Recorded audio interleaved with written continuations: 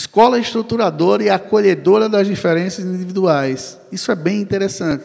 Outro dia, um colega me ligou, um colega de Pio Décimo, falou, cara, Alfredo, meu filho chegou aqui com história de bullying, que estavam chamando ele de cabeção. Cara, você lembra que tinha um cabeção na nossa turma? Nunca o cara teve depressão, não teve nada. Isso é frescura mesmo, né? Falei, não. O cabeção da nossa turma ficava só no Pio Décimo, talvez só na nossa turma, e no máximo 200 pessoas. O cabeção de hoje coloca-se na internet, bota uma lua do lado, faz uma foto, manda isso, sai para milhões de pessoas. E o cara está exposto a uma situação de ridículo. Então, esquece isso, ele está sofrendo realmente, porque isso tem uma condição muito diferente de hoje. Intervenção precoce especializada. Quanto mais precoce eu trato a depressão, menos consequências eu tenho. E a principal delas e a pior delas, suicídio. Sentimento de esperança. Eu preciso ter sempre esse sentimento de esperança. E eu digo aos meus residentes, ou meus estudantes, quando eles vão atender um paciente, falam, ó, você é um poderoso fármaco, para bem ou para mal. Se eu atendo você, e vou usar uma expressão bem nordestina, bem sertaneja, que diz assim, se eu não olho na mina dos olhos de alguém, eu não sei o que esse alguém está pensando. Então eu digo assim, olha na mina dos olhos, né? Olha, aperta a mão, fala. Se você disser, essa medicação ela vai servir, o senhor vai tomar e daqui a um mês o senhor volta. É diferente de eu dizer, ó, você vai usar uma medicação, eu vou estar aqui junto, né? Se você tiver algum efeito colateral, você me fala, vamos ver que você vai melhorar, pelo menos 3 semanas a gente vai estar numa melhora boa, eu preciso da tua ajuda, minha ajuda, eu estou fazendo todo um processo melhor. Boa autoestima, e é importante, elogie as pessoas, né? Principalmente aquelas que têm baixa autoestima, faz isso, mesmo que seja difícil, mas às vezes ela está irritada, enche o saco, diz coisas com você, mas é importante isso. Então, a baixa estima, ela hoje é uma condição muito complicada, porque existe toda uma competitividade absurda, a gente já nasce competindo, e esses meninos hoje de 9 até 16, 17 anos, eles são extremamente competitivos, e têm uma baixa estima muito grande, porque eles têm um nível de frustração muito baixo. Para você ter uma ideia, pastor, esses meninos hoje, eles não aceitam o não, porque eles têm tudo. Você quer dar maior punição para uma criança de 8 anos até 27 anos, tira o celular dele. Você acabou com a vida dele, né? Eu atendi uma menina de 23 anos com dependência química, dependente de maconha e de cocaína, e ela chegou, a queixa dela é o seguinte, eu faço qualquer negócio desde que me dê o celular de volta. Eu falei, prazer, Alfredo. Ela já entrou com essa condição. Então, isso faz com que, às vezes, a gente tenha que ter cuidado com essas baixas autoestima. Você tem uma ideia da depressão? Esse é um trabalho interessante, que é um trabalho do Staus, de 2000, é o trabalho mais importante que tem, a percepção do que é depressão nos Estados Unidos. Será que é igual à nossa? 71% dizem que depressão é fraqueza emocional. 65% disse que era causado por problema de criação, criado dessa forma. 45% disse que é culpa do próprio paciente e força de vontade resolve isso. 35% diziam que era consequência de uma vida pecaminosa. E 10% foi que disse que tem base biológica e que envolve o cérebro. Isso não está diferente do que a gente pensa, não. Isso é um estigma muito alto que a gente precisa quebrar muito. Né? Pode passar isso aí, por favor, isso é só um relato. Aí você tem um trabalho, que é o trabalho do Simon, de 99, do arquivo de psiquiatria, que ele mostra aqui, diferente daquele trabalho americano, 69% relatam apenas um sintoma físico, quando eles vão na atenção primária de saúde. Eu estou com 2 estudantes agora pesquisando dentro de uma comunidade, sintomas de transtorno mental no PSF. E aí, pasme, eu fiz um instrumento para que a gente pudesse examinar esses pacientes, ouvir esses pacientes mesmo, e aí a gente encontra coisas assim, eu só queria morrer. Se eu pudesse, doutor, eu nem acordava. E isso não é visto por nós médicos, e aí eu digo isso com muita tranquilidade, porque a gente não é treinado, às vezes, para ver essas coisas. Então, a gente precisa ver e treinar mesmo. Né? Então, insônia, hipersonia, agitação, retardo psicomotor, alteração do apetite, fadiga, a gente não dá valor a isso, pode ser sintoma depressivo. risco 4 vezes maior de apresentar uma condição dolorosa crônica em indivíduos com depressão. E são mais propensos a apresentar problemas médicos de longa duração que indivíduos que não têm depressão. Eu gosto muito desse slide, é um slide que se chama da máscara da depressão, que são os sintomas maiores, né? Alteração psicomotora, tristeza, sentimento de culpa ou de inutilidade, perda do interesse, baixa energia, dor, alteração de apetite, do sono, incapacidade de concentração e ideação suicida. Mas por trás tem ansiedade, fobia, irritabilidade, choro fácil, queixa de dores, preocupação excessiva de saúde física, ruminação excessiva e ideação mórbida. Então, isso são os sintomas básicos da depressão. Os sintomas cognitivos, né, estou vendo que tem psicólogo aqui, né, a gente tem a anedonia, que eu falei para você, essa é a famosa tríade de Beck, que é a visão negativa de si mesmo, a visão negativa do mundo e a visão negativa do futuro. Então, nada presta, nada virá a prestar e eu mesmo não presto. A desesperança, a culpa e a ideação suicida. Isso é o que a gente mais está trabalhando hoje. O que eu quero melhorar é isso no paciente. Pode passar? Pode passar isso aí também, por favor?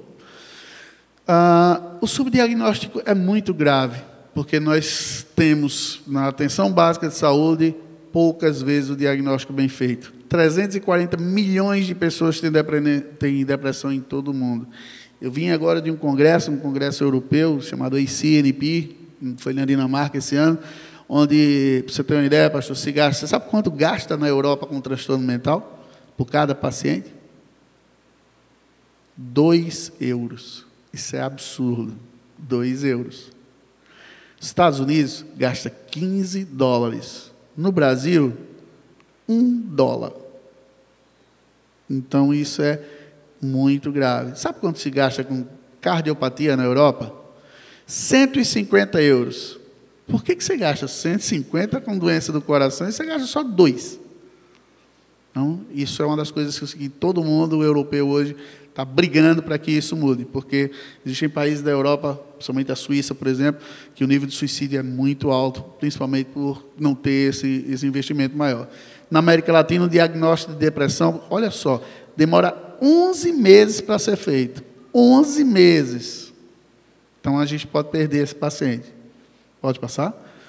Então, o paciente com transtorno mental, nos últimos 12 meses, 48% não recebe tratamento, 51% não recebem nenhum tratamento, dos que não receberam tratamento, recebem inadequado ou minimamente adequado. Então, somente 21% total dos pacientes foram tratados. Esse é um estudo importante do Kessler, que trabalhou com 5.500 pessoas no mundo inteiro. Então, não estamos falando de Brasil, não, estamos falando do mundo. Aí vem aquela história, qual é o impacto de não tratar? Incapacidade, difícil você separar causa e consequência, o indivíduo fica debilitado e, cara, má qualidade de vida, doenças as mais diversas, mortalidades, isolamento, gerando uma incapacidade do indivíduo, principalmente aos 20 e aos 40 anos. E aí Stahl dizia assim, como é que a depressão pode doer? Os médicos dizem que não há nada de errado com você, é tudo na sua cabeça. Bom, eles estão certos. Realmente, é uma doença do cérebro e assim tem que ser tratada. Esse é um caso interessante que a gente da Associação Brasileira de Psiquiatria, a gente, desde 2008, a gente começou a ver que se pastor Paulo chega e diz assim, cara, eu tenho depressão. Talvez você lá atrás diga, nossa, se o pastor tem depressão, eu posso ter. Então a gente começou a ver, pastor, que se a gente pudesse pegar pessoas famosas que chegassem e dissessem, eu tenho depressão, isso iria influenciar e faria com que essas pessoas pudessem ter depressão. E aí a gente fez a primeira campanha, e aí a Associação Psiquiátrica Americana fez esse vídeo que vocês vão ver muitas pessoas conhecidas aí. Vamos lá. We are told that if we're beautiful, if we're skinny, if we're successful, famous, we'll be happy. But that's not entirely true.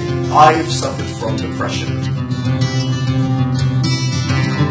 Clinical depression is a terrible place to be. I had tendencies towards depression from quite young. I didn't want to be alive anymore. I just thought it was the best thing to do, is just not to be here.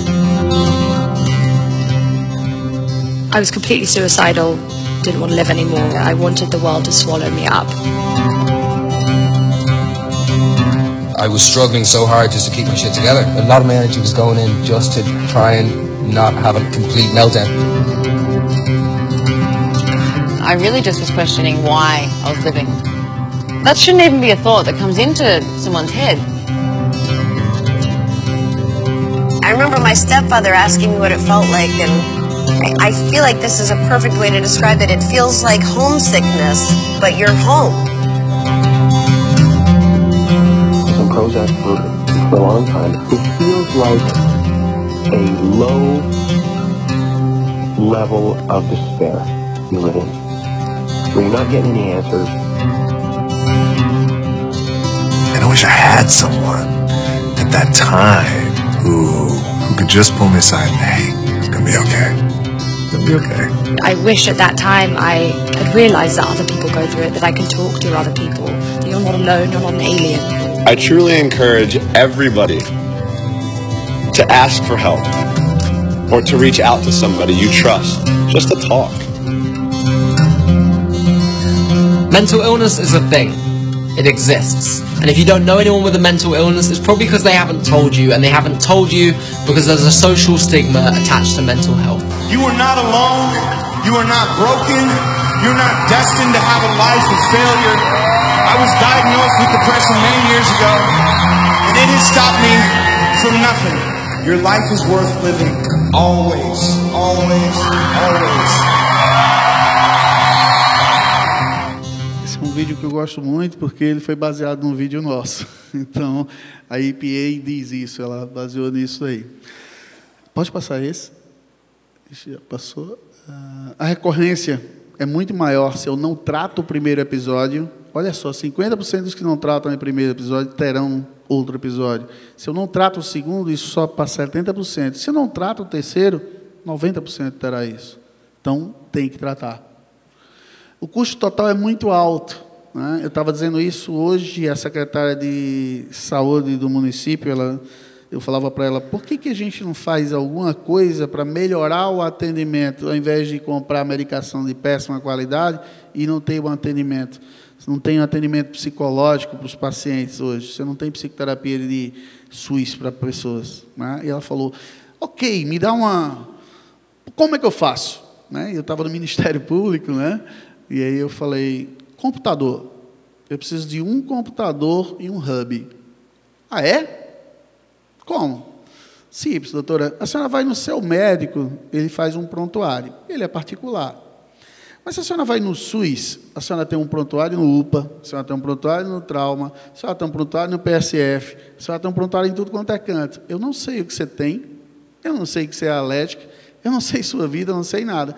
Se eu tivesse um prontuário único, eu teria referência, contra-referência e, principalmente, saberia como você estava. Então, basta um computador e um hub. E alguém que digite, lógico. Não funciona sozinho, né? Mas eu preciso disso. Por que a gente não faz isso? Ah, mas não é só isso. Bom, eu estou te dizendo o que eu acho. Você que perguntou. Se eu fizer isso, eu já tenho, com certeza, uma condição de tratar muito melhor muita gente. Porque se o paciente vai no SUS para pegar uma receita de Rivotril todo mês, e está lá um prontuário único, ele foi na UPA, ele foi no sei onde, ele já pegou 3 receitas esse mês.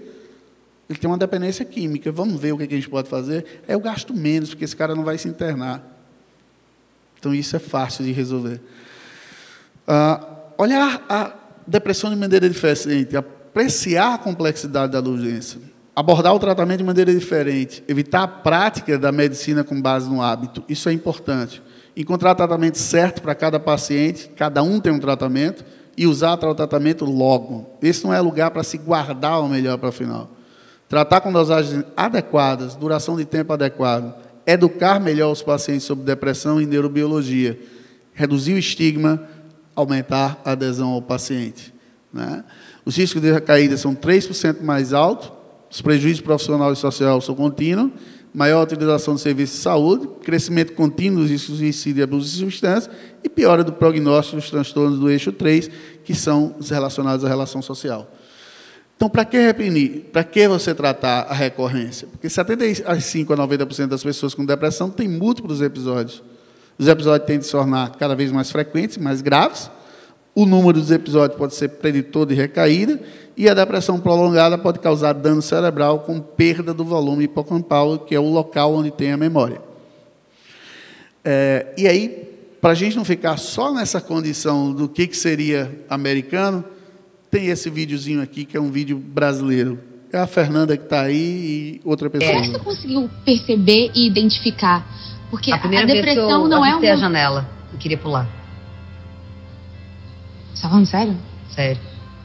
Aí eu vi que o negócio estava feio, que não tinha alguma coisa errada.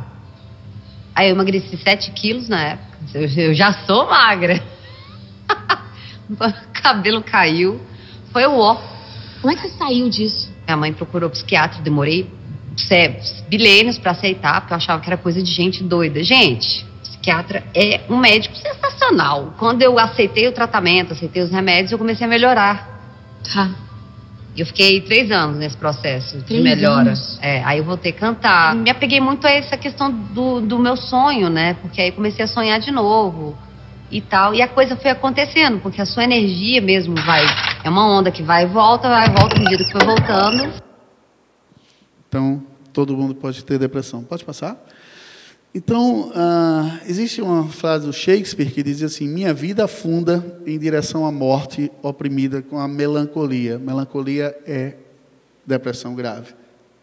Então, quando se viaja em direção ao objetivo, é muito importante prestar atenção no caminho. O caminho é que sempre nos ensina a melhor maneira de chegar, nos enriquece enquanto estamos cruzando. Pode passar? Carlos Drummond de Andrade dizia o seguinte: o amor move o sol como as estrelas. O verso de Dante é uma verdade resplandecente. E curvo-me ante a sua magnitude. Ouso insinuar, sem pretensão de contribuir para que se desvende uma história amorosa. Amar se aprende amando, sem omitir o real cotidiano, também em matéria de poesia.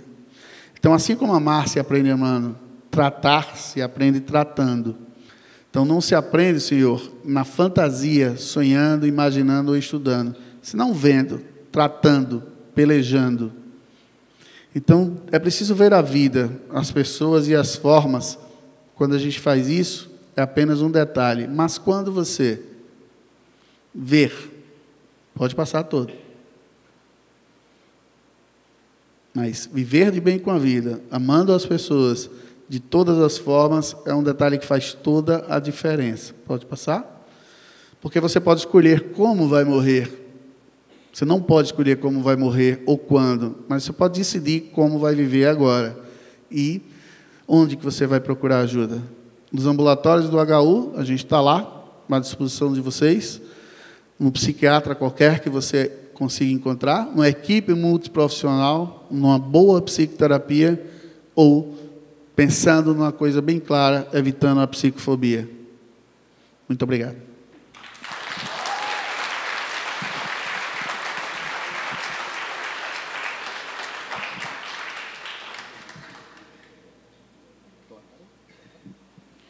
Pessoal, em primeiro lugar, doutor Alfredo, antes dos agradecimentos finais, eu queria, em nome do pastor Kelly Carneiro, que é nosso pastor titular aqui da nossa igreja, agradecer a sua presença, né, a sua disponibilidade. Acho que o tratamento começa aí, com a sua disponibilidade em estar aqui perto de uma plateia interessada em tratar com essa enfermidade, tratar com esse mal que assola o mundo inteiro, né? E a gente aqui faz parte de uma igreja onde o próprio pastor Kelly é psicólogo. Kelly Carneiro é psicólogo, tem uma vida secular ativa, com muitos clientes, né? E é como o senhor falou no começo, a psiquiatria está colada com a psicologia, um trabalha junto com o outro, né? Então, todos vocês estão de parabéns, antes de concluirmos aqui, também pela intenção, pela vontade de vocês quererem ajudar a si próprios ou a outrem, né? Um ente querido, um colega de trabalho, um vizinho, um parente de primeiro grau ou de outros graus, né? Pastor, já profetizei, viu? É verdade. Doutor Alfredo vai disponibilizar aqui mais alguns minutinhos. Se alguém tem alguma pergunta a fazer para ele, específica, que não foi abordada na sua palestra, pode vir aqui fazer essa pergunta, até para poder os demais escutarem você falar aqui, para ele abordá-lo com a pergunta. Alguém quer fazer alguma pergunta para ele? Quando o primeiro vier, pode vir, querida. Nós temos aqui outro microfone.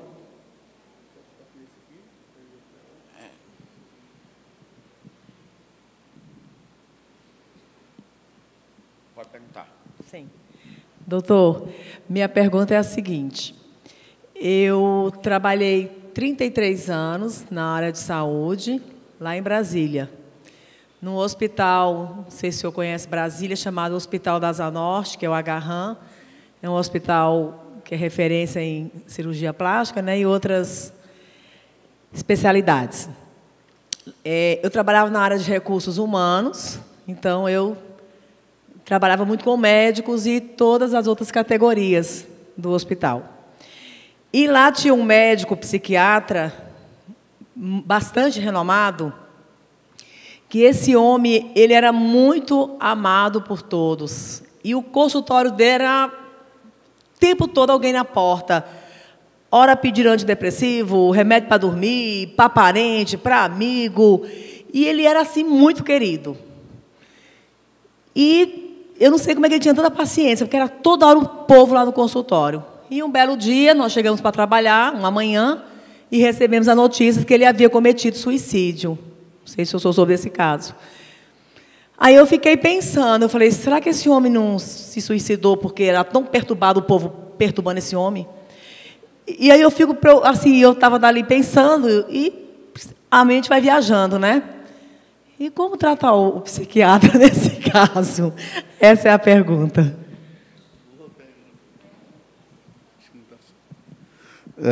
Não só psiquiatra, né, médicos. Eu tenho muitos pacientes médicos também e tenho alguns pacientes que são psiquiatras, né? Primeiro, a formação do psiquiatra. Meu residente, quando ele entra no primeiro ano, normalmente ele faz uma pergunta: eu preciso fazer terapia? Eu falei, não, mas deveria. Porque é preciso que você se trate antes de tratar aos outros. Me expondo aqui para você, quando eu entrei na residência, minha filha tinha 7 anos. E um dos pacientes que eu fui atender era um paciente pedófilo. E ele me contava detalhes do que estava pensando em fazer ou do que fazia.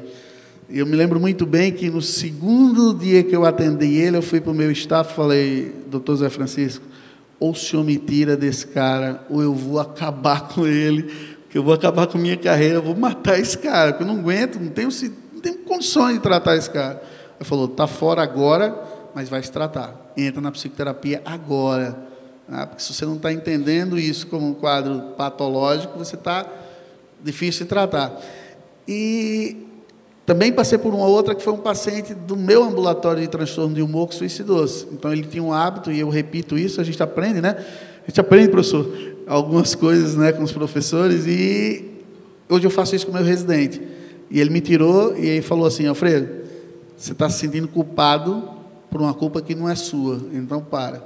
Mas a gente se trata, a gente faz psicoterapia, e eu costumo fazer uma coisa muito tranquila. Eu fecho a porta do consultório mesmo quando eu saio. Consigo fazer isso. Às vezes o celular me lembra, mas eu consigo fazer isso. Segundo minha mulher, ela gostaria muito que eu fosse em casa o médico que eu sou dentro do meu consultório, né? Eu não consigo ainda ser. Um dia eu vou chegar lá, né? Mas a gente tem que ter muita paciência, porque você está ali do outro lado, se colocando no lugar de quem te chega. Eu costumo dizer uma coisa bem séria, as pessoas dizem para o psiquiatra coisa que elas não dizem para ninguém. E você tem que ter muito Deus na sua cabeça para te iluminar e te conduzir, porque nós somos instrumentos o tempo inteiro, e por isso nós precisamos usar a nossa técnica para que ela possa ser um instrumento para ajudar as pessoas. Então, acho que é muito por aí. Mas a gente adoece pra caramba. Pode falar. Quem quer fazer pergunta mais? Pastor? Pode vir, pastor. Você dá fazer daí? Dá para ouvir aqui? Dá. Por favor.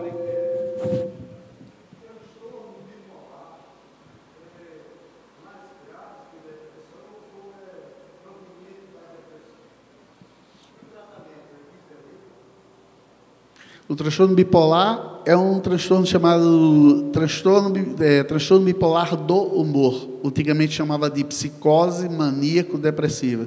Ele é formado por um quadro depressivo, semelhante a esse que a gente falou, alternado ou intercalado, ou às vezes só com um quadro de euforia, que a gente vai chamar de mania. Nessa euforia, o indivíduo tem o elan vital muito aumentado. Então, eu sou mais bonito, eu sou mais inteligente, eu falo muito, os pensamentos vêm muito rápido, eu não consigo fazer isso, eu gasto muito, eu tenho uma hipersexualidade, eu tenho uma hiperloquacidade. Então, o indivíduo está acima daquele nível de normalidade, se é que existe. Então, a gente tem também, quando ele está um pouco acima, mas não está muito, que a gente chama de hipomania, e tem o quadro de mania. Então, para que eu diagnostique transtorno bipolar, eu tenho que, obrigatoriamente, ter um quadro de mania ou de hipomania e tenho que ter quadros depressivos. Muitos dos pacientes eu costumo dizer que a gente demora muito tempo para diagnosticar bipolar. Às vezes, você tem um paciente que 10 anos você viu ele como deprimido, aí ele faz um quadro de euforia. Aí você muda esse diagnóstico para bipolar.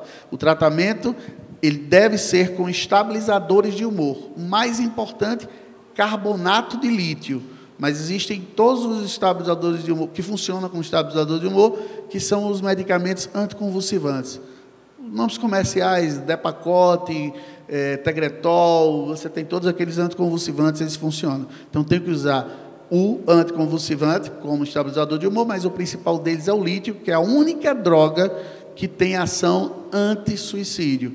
Mas eu preciso usar isso. E aí eu posso intercalar, se ele está deprimido, com um antidepressivo, com cuidado que ele pode virar.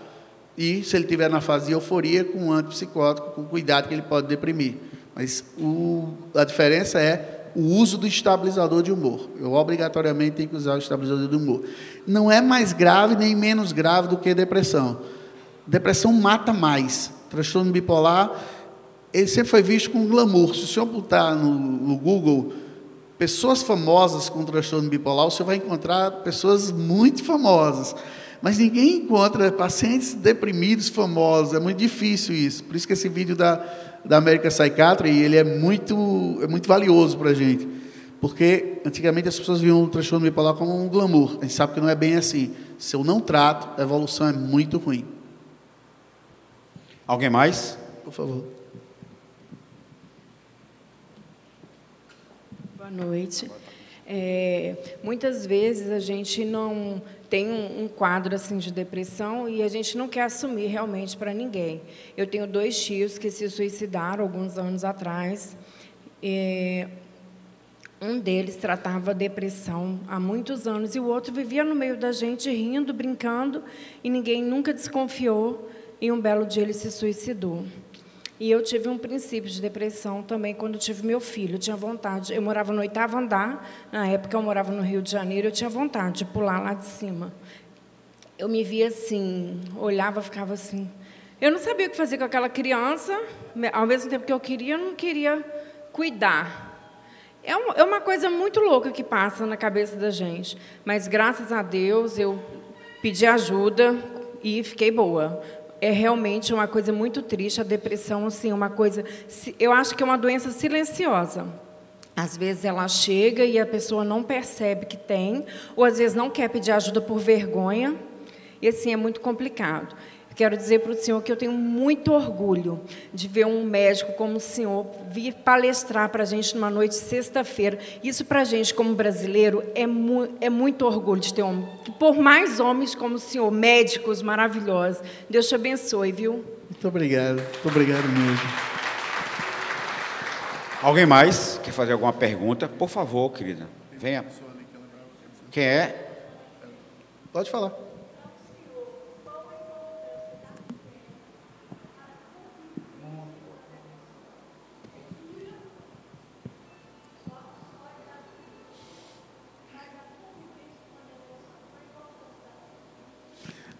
Isso é muito importante que a senhora me pergunte, né? Existe um colega que eu gosto muito de Juiz de Fora, chama Alexis. Vocês podem até olhar os trabalhos dele. É um trabalho bem legal, que ele trabalha com fé, religião, transtorno mental.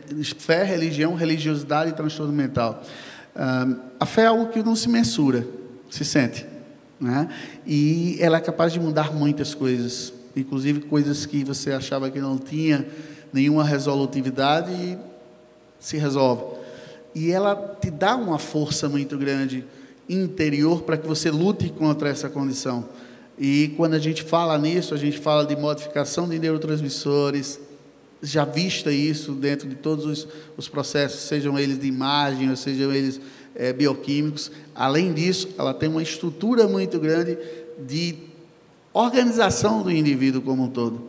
A religiosidade, ela é necessária, ela é um fator protecional, não uma condição de religião, mas de religiosidade. Religiosidade é necessária para que a gente tenha. Então, a fé está dentro desse processo.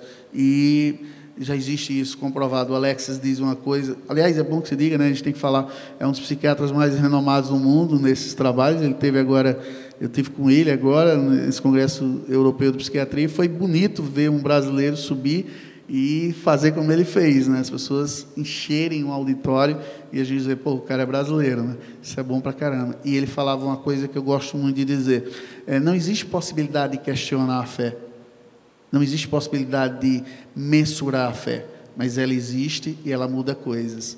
Então, eu acho isso bem importante. Muito bem. Essa pergunta estava aqui, viu, doutor? Essa pergunta eu ia fazer. A irmã me tomou a pergunta. Que bom. Quem mais? Por favor, doutor. Só... Eu tenho um filho que tem problema mental. Ele é transtorno, opositor, desafiador.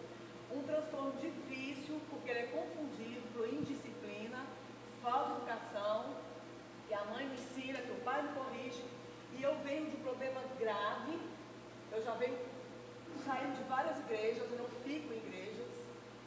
E se eu chorar aqui, é porque é uma situação muito difícil. O que eu vou falar?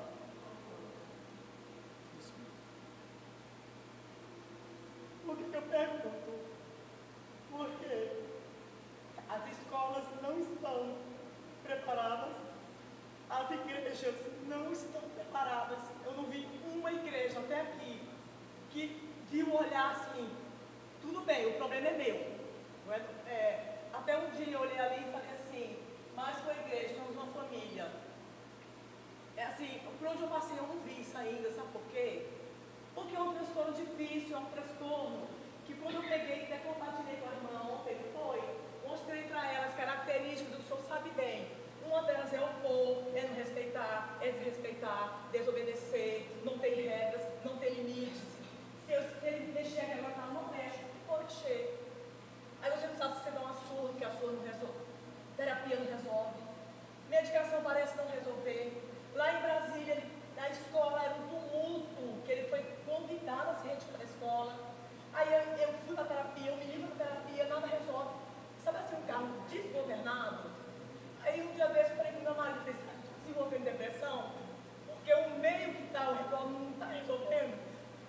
Aí, no meio dessas lutas, chegamos aqui na cidade.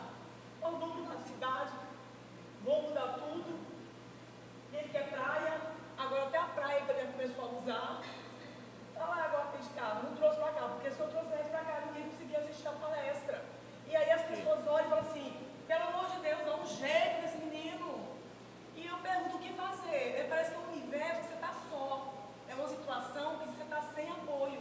Aí agora a pouco meu irmão falou, vai na FUNAD. Eu falei, o que é FUNAD? É ali, tal. Eu falei, lá vai resolver o meu problema? Acho que sim. Eu não sei, eu sou da cidade, eu sou médico, estou aqui pedindo um clamor. Socorro. Ok. Amém. Quer falar?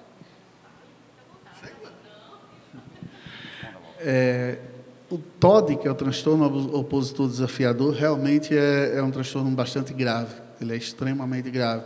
É um transtorno que ocorre com crianças, onde existe toda uma hiperatividade, mas uma hiperatividade sem nenhuma condição, com quadros de violência, com quadros de agitação psicomotora, e ele desafia principalmente uma condição de controle ou de regra, ele não segue nenhuma regra, ele não consegue seguir essas regras, e aí também existe toda uma agressividade no meio. Ele é extremamente confundido com um menino birrento ou um menino que não faz isso. Nós temos um ambulatório infantil no Hospital Universitário Lauro Vanderlei. Infelizmente, a gente está com 2 grávidas que engravidaram quase na mesma hora, as 2 médicas lá, mas de marido diferente, né? E é bom que se diga isso. E uma delas está voltando agora em outubro. Eu posso conseguir um atendimento para a senhora sem nenhum problema no Hospital Universitário, basta que o pastor entre em contato comigo, só que eu não consigo isso se você não tiver uma regulação, porque o HU hoje só atende com regulação. Antigamente a gente subia escondido e atendia lá em cima. Hoje tem que regular, então a senhora precisa só ir no PSF, pede para regular uma consulta. Regular significa dizer, o HU vai receber dinheiro pela sua consulta. Não tem problema nenhum em dizer isso. Mas a gente não consegue fazer isso porque ele não abre prontuário lá embaixo. Se não abre prontuário, a gente consegue atender. E aí, o final de outubro, que é melhor, porque eu sei que ela volta no dia 20, alguma coisa de outubro, e aí eu falo com ela para que possa atender com certeza. E lá nós temos psicologia, nós temos terapia ocupacional, nós temos fono, nós temos uma opção de coisas.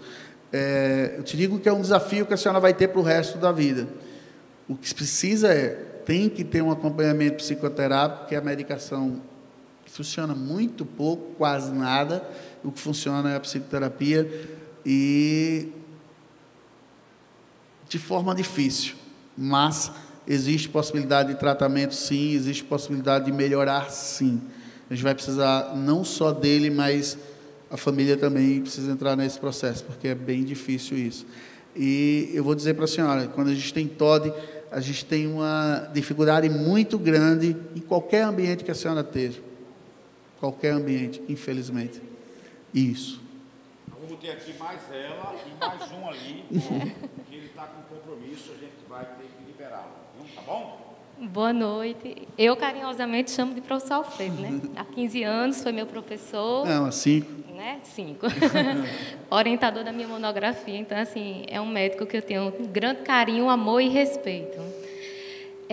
Professor, eu queria que o senhor falasse, eu ia puxar um pouquinho desse assunto dela, que lá no consultório a gente vê muito isso, principalmente a questão da depressão. Hoje mesmo eu atendi uma paciente que veio com o marido, e a gente recebe muito isso.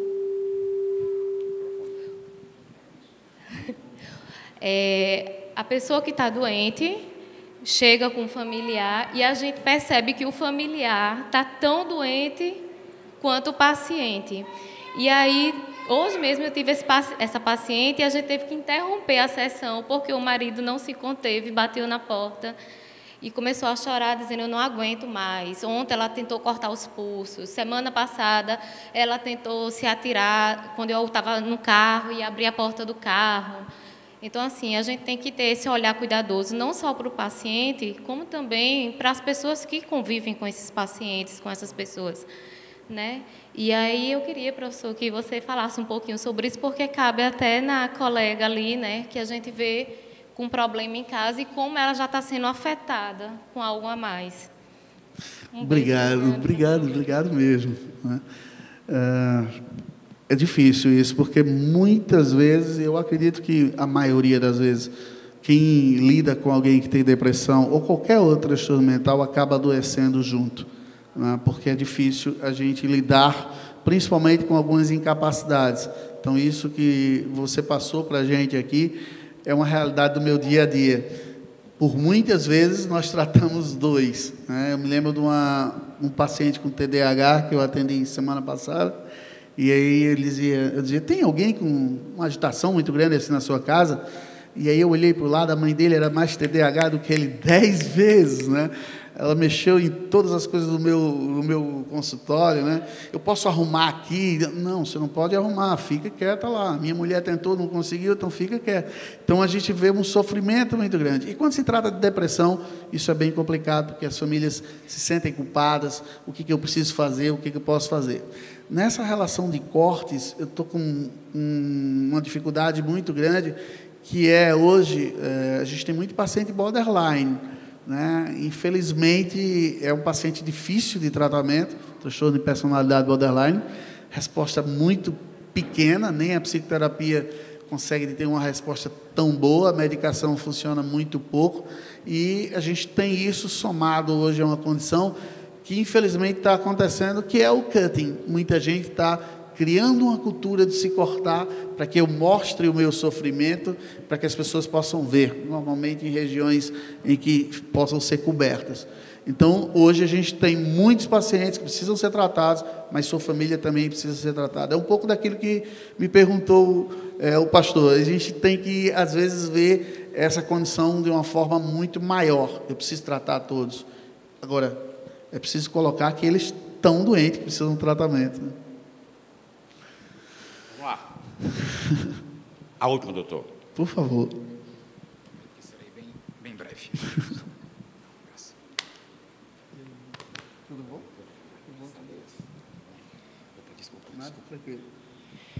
Boa noite a vocês. Esse abraço é muito importante para mim e era a mensagem que eu queria deixar aqui. Prometo que eu serei bem rápido, pastor. O doutor Alfredo falou aqui da importância daquele vídeo que ele mostrou, né, das pessoas famosas dizendo que já passaram por situações como essa. Bem, eu não sou famoso, mas o meu recado é que há algum tempo eu também passei por uma situação como essa, e quando o doutor Alfredo começou aqui a palestra, mostrando os sintomas a partir da ansiedade, né, e como eles poderiam evoluir até um caso de depressão, sentindo até, né, sintomas físicos e tudo mais, eu passei por tudo aquilo. Ele falando e eu, caramba, realmente aquilo acontece. Exato, acontece mesmo, a gente sente todas essas coisas, calafrio, dor na barriga, tudo isso. Eu cheguei até a desmaiar algumas vezes. Peço até desculpa se eu falar algo que não devia aqui da nossa relação. E quando ele mostrou aquele texto que ele leu, né, a historinha daquele paciente que dormiu e acordou e foi trabalhar e tal, não foi meu aquilo, mas se encaixava exatamente na minha realidade. Era bem daquele jeito mesmo, como eu me sentia, e muitas vezes eu acordava me questionando isso. O que é que eu estou fazendo aqui? Por que eu vou me levantar para trabalhar se não resolve, se minha vida não muda e tudo mais. Até que cheguei ao consultório do Dr. Alfredo, e quando ele estava falando que deu aquele recado ao residente, né, olhe no olho da pessoa, né, que isso é importante para você sentir como é que a pessoa está. Então, eu queria deixar aqui o meu registro dos meus maiores e sinceros agradecimentos ao Dr. Alfredo, porque ele, na hora que ele estava ensinando isso ao residente dele, não era só da boca para fora. Ele, de fato, faz isso. Então, quando eu cheguei lá, que a gente conversou e tudo mais, né, tal, na hora de sair do consultório, ele me deu um abraço, apertou a mão, mais ou menos como a gente fez aqui agora, e ele disse assim: Lucas, cara, a gente vai conseguir, você vai superar, eu estou aqui com você, se você precisar, você tem meu número, entre em contato. Aí eu peguei o cartãozinho, olhei, é o número da sua secretária, né? Eu posso mandar uma mensagem para ela? Ele fez: não, esse é o meu número, você fala direto comigo aqui, não se preocupe não, se você precisar, é o meu número para você falar comigo. Aí eu, tá bom, muito obrigado. E ele, então, cara, vai em frente, você vai conseguir, seja feliz, cara, seja feliz, você vai conseguir. E isso, desse jeito que ele falou aqui, olhando nos meus olhos. Então, do primeiro dia, né, eu continuei o tratamento, ainda estamos juntos, né, mas, assim, já estou muitíssimo melhor, né, já estou quase naquele estágio aí que a mulher que estava voltando para costurar, eu já estou quase costurando de novo, certo? E graças a isso, porque na primeira vez que eu saí de lá, ele foi desse jeito, ele olhou nos meus olhos e essa mensagem me passou confiança e me passou força. Então, assim, as 3 pessoas a quem eu mais devo no mundo, por não ter, de fato, perdido minha vida, porque isso passou pela minha cabeça algumas vezes. Primeiro, a Deus, porque, como o Dr. Alfredo mostrou aqui, a gente precisa de ter alguma esperança, e quem me dava a esperança de viver, de fato, sempre foi Deus. Depois, aos meus pais, porque a partir da esperança que eu tinha, foi com quem eu consegui me abrir para contar, né, minha situação, e a partir dos meus pais, que me levaram, né, até ao Dr. Alfredo, e aí ele entrou para fechar toda essa história, e eu estou aqui para poder contar a história para vocês. Então, muito obrigado. Muito obrigado, Dr. Alfredo.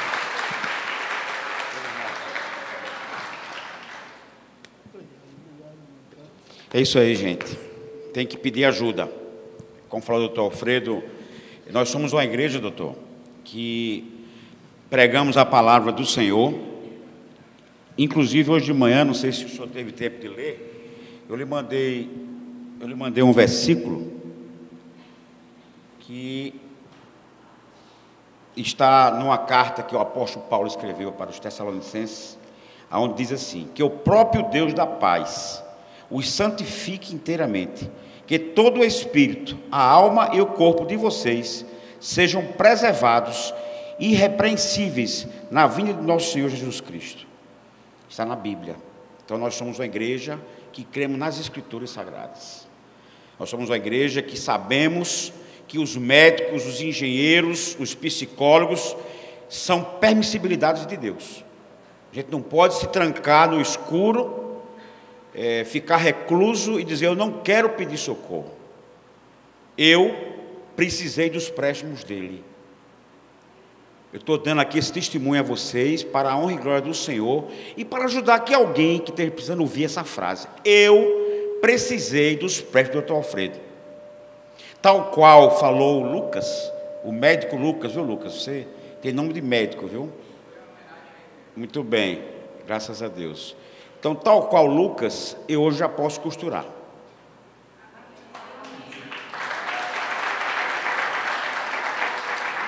Completamente, doutor, viu?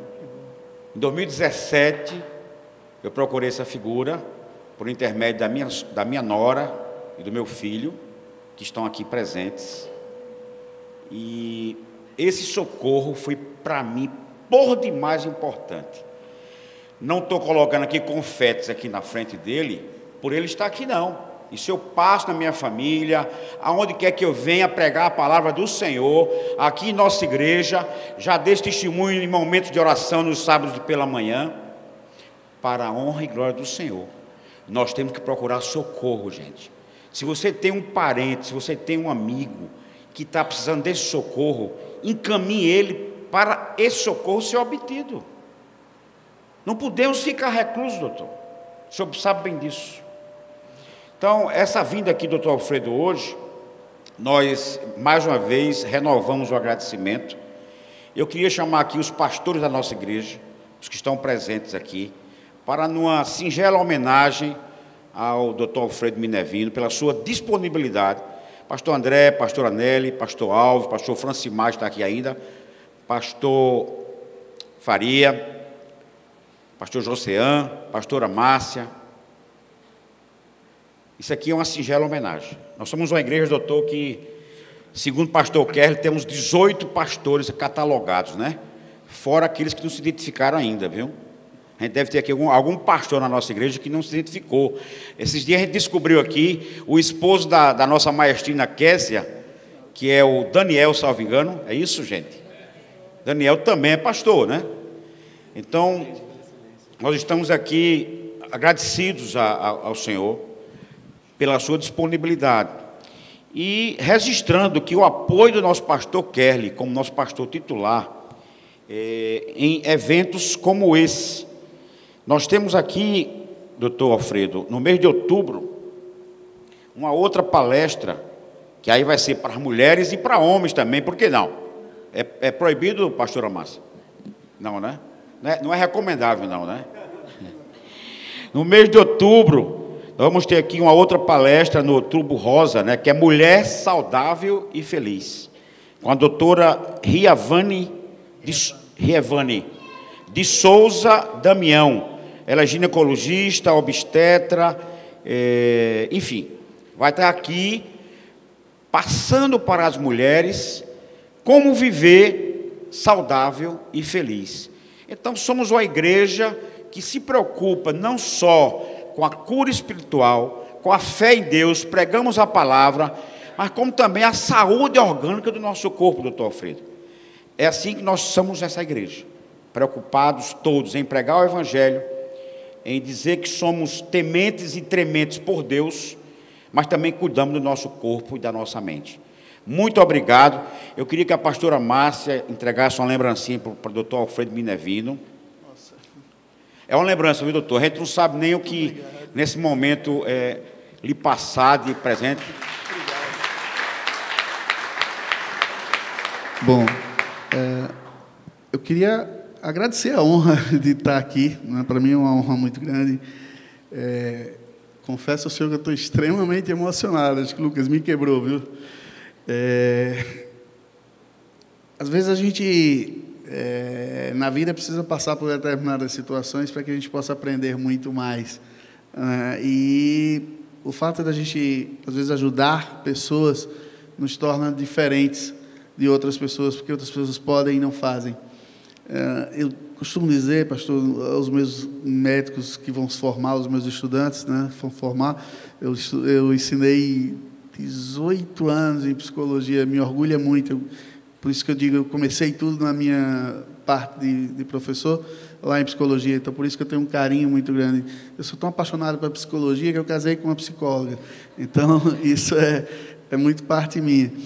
Mas, assim, eu queria agradecer muito a forma carinhosa, o carinho que vocês me deram hoje está no meu coração e não dá para sair, né? Então, você chegar e...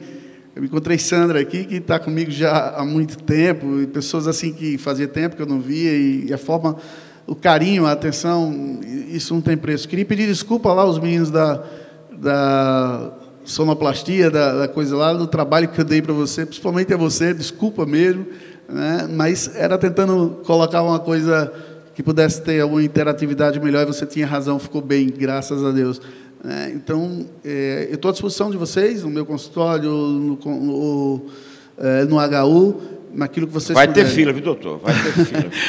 E, assim, que isso possa ser, pelo menos, uma gota d'água num oceano grande, que seria tentar lutar com esse quadro chamado de depressão. Tá? Muito obrigado pelo carinho, muito obrigado pelo aconchego, muito obrigado. Eu me senti extremamente feliz, extremamente em casa. Muito obrigado mesmo. Ok. Eu queria pedir aqui ao pastor André, que da forma como nós abrimos esse trabalho de hoje com uma oração, eu queria também fazer uma oração de encerramento pela sua pessoa, pela sua vida profissional, pela sua família. E nós queremos lhe abençoar, doutor Alfredo, pela sua disponibilidade e amor ao próximo. Muito obrigado mesmo, viu? André, pastor André. Oi? Vamos ficar de pé, por favor? Lembrando a todos, antes do encerramento, que lá fora temos agora, viu? Para poder curar o corpo da fome, uma cantina bem boa lá, com um cachorro quente, delicioso para todos, viu? Não esqueçam disso. Amém? Amém, amém, amém. Abacaxi. E abacaxi 3 por 10, viu? Segundo o proprietário, que é Alessandro, né, Cris? Hein? Para ação social. Prestigie lá, viu? O abacaxi de Cris. Eita! O abacaxi do solo, né? Da Doce Mel, Doce Mel, muito bem. E quero agradecer a todos que aqui estiveram, antes da oração final, e também aqueles que trouxeram o quilo de alimento para uma ação social, doutor Alfredo. O senhor, além de vir aqui, de alimentar todos com seus ensinamentos, todos eles trouxeram para cá um quilo de alimento para a nossa ação social. Luiz está ali, agradecido demais, é o nosso dirigente aqui da ação social da igreja, viu? Todas as terças-feiras, doutor Alfredo. Quando o senhor tiver um tempinho, que eu acho muito difícil, vá na Praça João Pessoa. Nós estamos lá com o ônibus da igreja, com médico, com cabeleireiro, com banho, com brechó e com lanche para todos eles lá, para aqueles moradores de rua, às terças-feiras, 19h30, 20 horas. Nossa igreja realmente é mais do que uma igreja, é uma... Amém. Pastor André. Vamos estender nossas mãos para cá, vamos orar pela vida do doutor Alfredo. Pai querido, nós queremos te agradecer, porque sabemos que tu capacitas as pessoas para atender as necessidades do teu povo. Te agradecemos pela vida do doutor Alfredo, que tem feito um trabalho de extrema relevância, e te pedir, Senhor, que continue capacitando cada vez mais, para que ele possa atender mais e mais pessoas, resolver mais e mais situações difíceis, Senhor, e através dessa forma demonstrar também o amor que tu tem por cada um dos teus filhos. Que a sua vida seja uma vida próspera, doutor. e que cada vez mais o Senhor possa crescer na sua profissão, no exercício da sua função, e cada vez mais o Senhor possa atender pessoas em situações tão difíceis quanto essas que foram apresentadas aqui. Que o Senhor, que a graça de Deus seja superabundante sempre na sua vida, em nome de Jesus. Amém. Obrigado, doutor. Muito obrigado mesmo.